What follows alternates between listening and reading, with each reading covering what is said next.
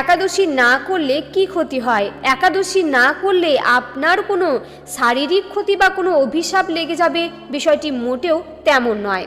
তবে আধ্যাত্মিক এবং শাস্ত্রীয় দৃষ্টিভঙ্গি থেকে এর কিছু ব্যাখ্যা রয়েছে। আসলে একাদশী না করাকে কোনো বিপদ হিসাবে দেখার চেয়ে সুযোগ হারানো হিসেবে দেখা হয়। নিচে কয়েকটি দিক তুলে ধরা হলো। এক হচ্ছে আধ্যাত্মিক দৃষ্টিভঙ্গি। শাস্ত্রমতে হিন্দু শাস্ত্র ও পুরাণ অনুযায়ী একাদশী তিথিতে সকল পাপ অর্থাৎ অন্ন বা শস্যের মধ্যে অবস্থান করে, তাই এই দিনে অন্ন গ্রহণ করলে সেই অশুভ প্রভাব মনে ও শরীরে পড়ে বলে বিশ্বাস করা হয়। ভক্তি হ্রাস। মনে করা হয় ব্রত না রাখলে আধ্যাত্মিক একাগ্রতা বা ভক্তি অর্জনের পথ কিছুটা মন্থর হয়। কর্মফল।